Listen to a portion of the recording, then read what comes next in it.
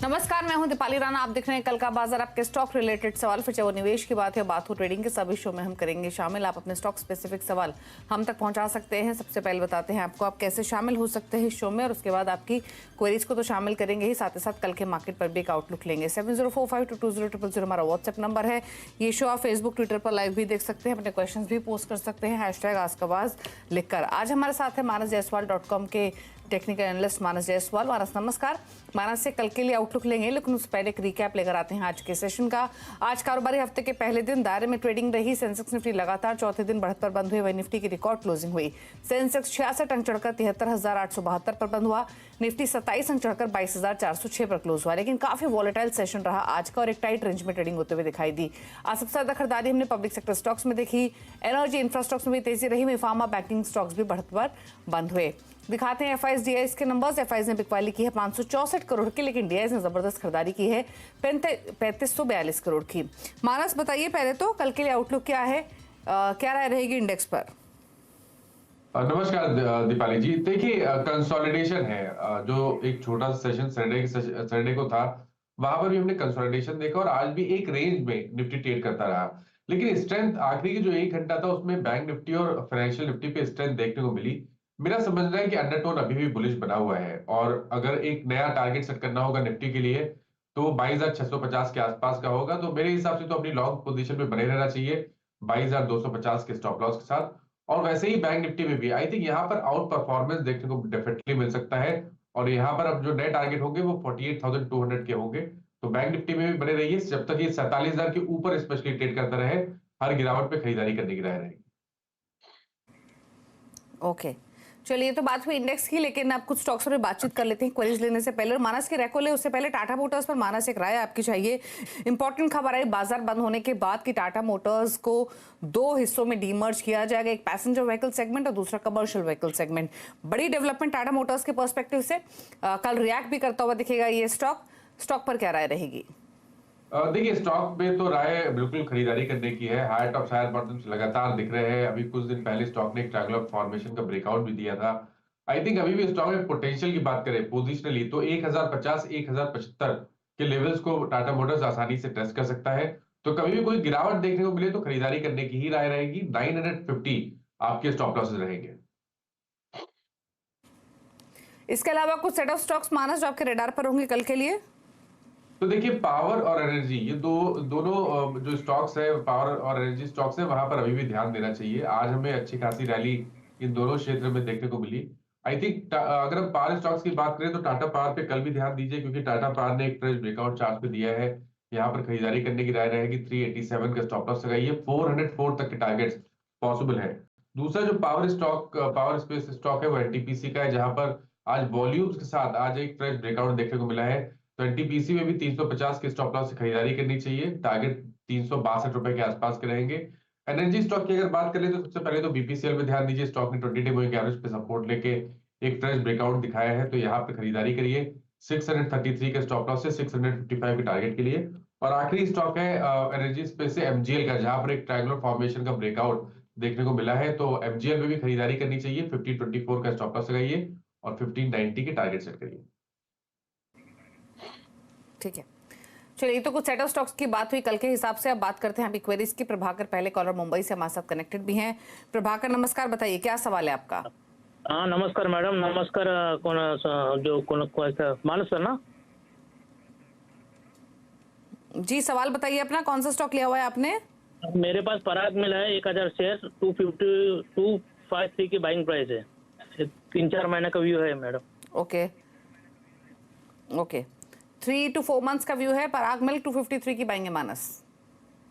देखिए, सही है कि पिछले 10-12 दिन से हम पराग मिल्क पे प्रॉफिट बुकिंग देख रहे हैं। और ध्यान रखिए, ये रेजिस्टेंस उसी जगह से मिला था जहां पर अभी कुछ साल पहले भी स्टॉक ने हाईज बनाए थे। बट फिर भी अगर टाइम फ्रेम 3 से 4 मंथ का है तो जो मीडियम टर्म आउटलुक है उसको देखते हुए तो मैं यही बोलूंगा कि अपनी पोजीशन में बने रहिए। स्टॉप लॉसेस 218 रुपए के नीचे लगाइए। मेरे ख्याल से लोअर लेवल पे बाइंग देखने को मिलेगी और स्टॉक वापस 280 के लेवल्स को ब्रीच करके शायद 295 की तरफ जाने की कोशिश करेगा। तो 2 मंथ के आउटलुक से बने रहने की सलाह रहेगी। 218 रुपए का आपको स्टॉप लॉस लगाना है।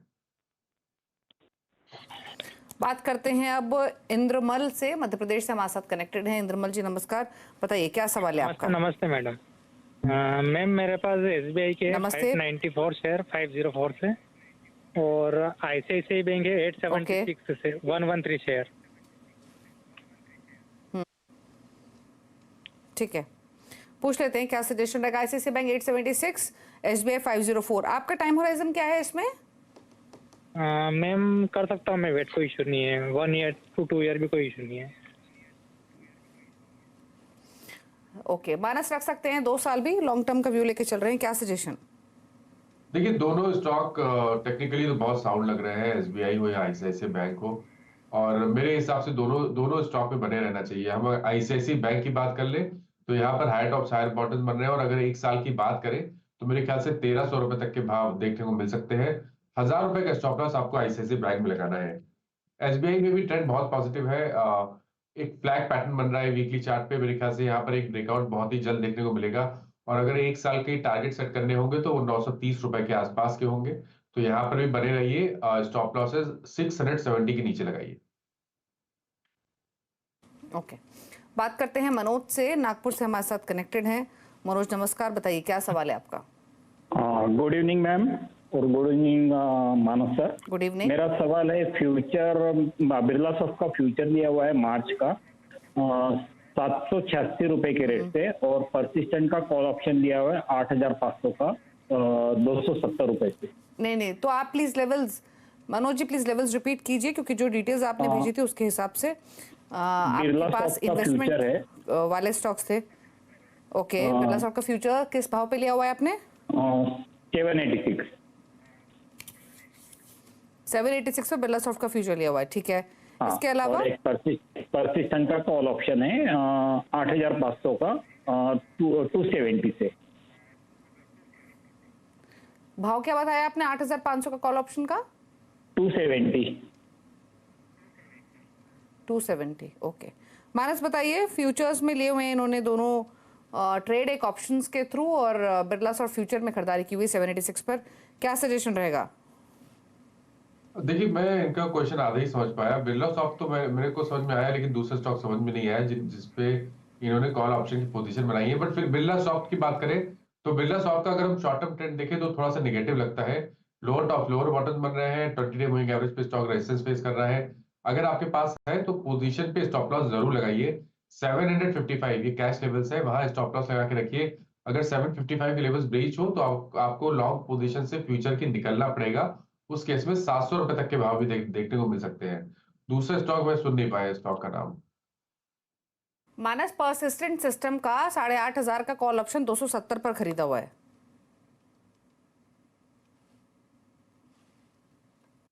दीपाली जी मैं स्टॉक का नाम नहीं सुन पा रहा हूँ। Persistent systems. ओके ओके, तो देखिए परसिस्टेंट की जहां तक बात है, देखिए यहाँ पर भी जैसा मैंने अभी बिरला सॉफ्ट के बारे में बताया, अगर आप मिड कैप आईटी में देखेंगे तो वहां पर पिछले करीब 10 दिन से लगातार प्रॉफिट बुकिंग देखने को मिल रही है। तो अगर आपके पास पोजीशन चाहे ऑप्शन में हो या तो फ्यूचर में हो, थोड़ा सा कॉशियस रहिए। परसिस्टेंट में 8300 का स्टॉप लॉस जरूर लगाइए। अगर 8300 के नीचे जाएगा तो आपको परसिस्टेंट के कॉल ऑप्शन से भी निकलना पड़ेगा, क्योंकि उसके बाद गिरावट बढ़ेगी तो शायद आपको 7900 तक के भाव भी देखने को मिल जाएंगे।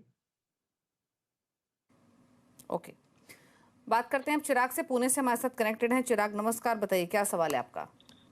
हाँ दीपाली, मेरे पास 16 विनियर्ड के शेयर्स है 1300 एट 632, एंड ईडा है 1500 एट 191। ओके, आपका 16 वाइनयार्ड आपने बताया 652। दूसरा स्टॉक कौन सा बताया आपने? ईडा, IEDA। एडा, यहाँ, हाँ, वो आपने किस भाव पे लिया है? 191। ओके, माइनस 191 की बाइंग आयरेडा, और 16 में 652।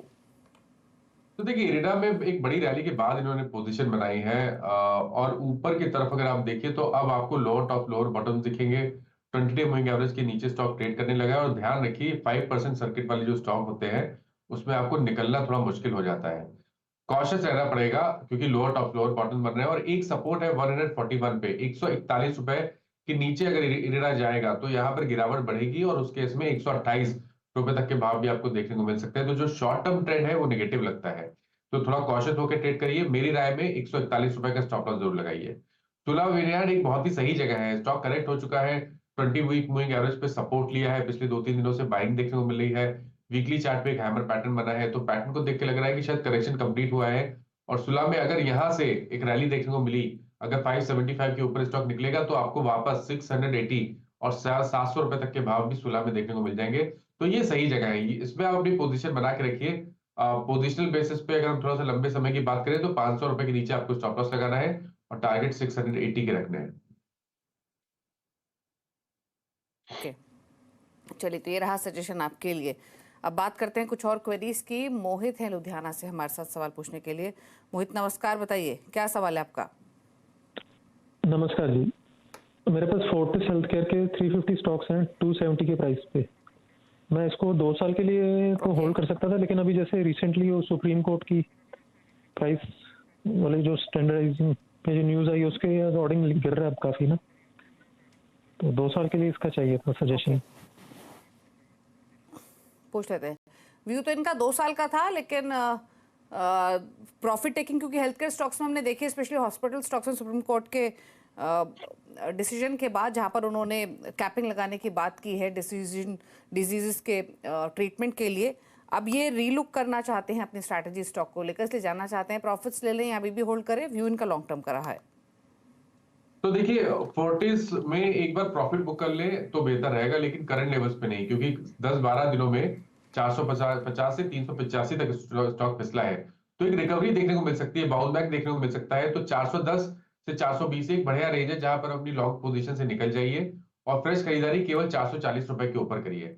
मेरी राय ये रहेगी कि अगर आप लंबे समय के हिसाब से इन्वेस्ट करना चाहते हैं इस स्पेस में, तो यहाँ पर प्रॉफिट बुक करके एक बार अपोलो हॉस्पिटल्स को जरूर देखिए, क्योंकि स्टॉक अच्छे से करेक्ट हो चुका है। जो लॉन्ग टर्म ट्रेंड है वो अभी पॉजिटिव लगता है अपोलो हॉस्पिटल्स का, तो गिरावट पे यहाँ पर खरीदारी करनी चाहिए। तो मेरी राय रहेगी कि फोर्टिस पे उछाल पे निकलने की कोशिश करिए और वो उस पैसे को 1 साल के लिए अपोलो हॉस्पिटल्स में निवेश करिए। ओके, चलिए, तो ये सलाह आपके लिए दी गई है और स्विच करने की सलाह है अपोलो हॉस्पिटल्स में। बात करते हैं अब अगले कॉलर से। राजेंद्र कुमार हमारे साथ है। राजेंद्र जी नमस्कार, बताइए क्या सवाल है आपका? नमस्ते मैडम, मेरे पास यूएफओ मूवी के 1200 शेयर है 168 की रेट पर। ओके। और डोनियर के है 1150 शेयर 116 की रेट पर। ओके, और आपका होराइजन क्या है दोनों में? दोनों में 6 महीने का है मैडम। 6 मंथ्स का व्यू है। मानस, क्या सजेशन रहेगा इनके लिए? यूएफओ मूवीज 168 की बाइंग है, सीएससी 140। तो देखिए, यूएफओ मूवीज की बात करें तो जो लॉन्ग टर्म ट्रेंड है वो अब पॉजिटिव लगने लगा है। एक राउंडिंग बॉटम बना है, 200 वीक मूविंग एवरेज के ऊपर स्टॉक निकला है। हालांकि पिछले करीब 1 मंथ से स्टॉक कंसोलिडेट हो रहा है, लेकिन आई थिंक यहाँ पर चांस लेना चाहिए, थोड़ा समय दीजिए स्टॉक को। स्टॉप लॉस 125 रुपए के नीचे लगा के रखिए। ऊपर की तरफ पॉसिबल है कि आपको 190-200 रुपए तक के भाव यूएफओ में देखने को मिल जाए। जहां तक बात सीएससी की है, देखिए यहाँ पर कंसोलिडेशन है, लेकिन लोअर लेवल पे बाइंग भी दिख रही है, इसलिए बने रहना चाहिए। 119 रुपए का स्टॉप लॉस लगाइए सीएससी में और टारगेट सेट करिए 145 रुपए के सबसे पहले। अगर उसके ऊपर निकलेगा तब तो आपको 160-162 के भाव भी देखने को मिल जाएंगे। ठीक है, बात करते हैं हम अगले कॉलर से। दिनेश राज हमारे साथ हैं दिल्ली से। दिनेश जी नमस्कार, बताइए क्या सवाल है आपका? नमस्कार मैडम, मेरा क्वेश्चन है, मैं पॉलीप्लेक्स में फंस गया हूँ। मैंने 200 शेयर ले रखे हैं 2500 पर, तो मुझे अब कैसे निकलना चाहिए? ओके, पूछ लेते हैं आप कब, ऐसे होराइजन क्या है इसमें? होराइजन 1 साल 2 साल रुक सकता हूँ, लेकिन कोई मुझे स्कोप नहीं नजर आ रहा। हमेशा डाउन डाउन डाउन हो रहा है ये। ऑलरेडी नुकसान तो आपको काफी हो चुका है, आपकी तो क्वांटिटी भी काफी ज्यादा है। 2500 का आपने लिया हुआ स्टॉक 860 पर आ चुका है। पूछ लेते हैं मानस, क्या करें अब ये इसमें? पॉलीप्लेक्स 2500 की बाइंग है। तो देखिए, यहाँ पर बिल्कुल कोई होप नहीं लग रही है। लोअर टॉप लोअर बॉटम बहुत क्लियरली बन रहे हैं, इम्पॉर्टेंट मूविंग एवरेज के नीचे स्टॉक ट्रेड कर रहा है और अभी भी कोई भी ऐसा साइन नहीं दिख रहा है कि ऐसा लगे कि आप जो गिरावट है वो थम रही है। मेरे ख्याल से तो कभी कोई उछाल मिले और जितना लॉस आप बेयर कर सकते हो उस लॉस के हिसाब से आपको एक बार पोजीशन से निकलना चाहिए, क्योंकि देखिए वेट करना तो मैं नहीं समझता, क्योंकि देखिए ट्रेंड निगेटिव है, इसलिए मेरी राय में तो उछाल मिले तो निकलने की ही कोशिश करिए। ओके, उछाल पर निकलने की सलाह है, यही सजेशन है आपके लिए। बात करते हैं अब अगले कॉलर से। हमारे साथ हैं राहुल प्रजापति उन्नाव से। राहुल नमस्कार, बताइए क्या सवाल है आपका? नमस्कार जी, मेरे पास दो सवाल हैं। पहला सवाल है मेरा बिरला सॉफ्ट का 66 शेयर है 450 रुपए के भाव से, और दूसरा मेरा है बीपीसीएल के जो है 50 शेयर है 460 के भाव से। तो इस पे हमको एक महीने का व्यू बताइए।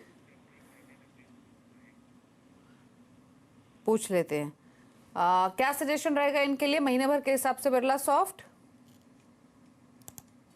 पे थोड़ी देर पहले भी मैंने व्यू दिया कि जो मिड कैप आईटी है वहां पर थोड़ी प्रॉफिट बुकिंग देखने को मिल रही है, और Birla soft lower top lower bottom बना रहा है, 20 डे मूविंग एवरेज के नीचे ट्रेड कर रहा है। मेरे ख्याल से अगर आपके पास लॉन्ग पोजीशन है तो आपको स्टॉप लॉस लगाना जरूरी है। 750 के नीचे अगर स्टॉक जाए तो आपको अपनी लॉन्ग पोजीशन से निकलना पड़ेगा, क्योंकि उसके बाद स्टॉक में करेक्शन डीप हो सकता है। शायद उस केस में 690 तक के भाव भी देखने को मिल जाए, तो थोड़ा कॉशियस रहिए, लेकिन स्टॉप लॉस जरूर लगाइए 750 रुपए का। बीपीसीएल में बने रह सकते हैं, क्योंकि बीपीसीएल में मेरा भी रिकमेंडेशन भी कल के लिए है, और अगर हम पैटर्न की बात करें तो वो भी पॉजिटिव लगता है। स्टॉक करेक्ट हो चुका है, 20 डे मूविंग एवरेज पे सपोर्ट लेके आज एक ट्रेंड ब्रेकआउट दिया है। आई थिंक यहाँ पर पॉसिबिलिटी है कि 700 रुपए तक के भाव आपको देखने को मिल जाए एक महीने में, तो यहाँ पर बने रहिए। स्टॉप लॉस अगर एक मंथ के हिसाब से चलेंगे तो 604 का आपको स्टॉप लॉस लगाना है और 700 रुपए के टारगेट सेट करने हैं। ओके, चलिए, तो ये रहा सजेशन आपके लिए। रुक रहे हैं इसके साथ एक ब्रेक के लिए। ब्रेक के उस पर क्विक क्वेश्चंस लेंगे सोशल मीडिया प्लेटफॉर्म से, जल्द वापस आते हैं।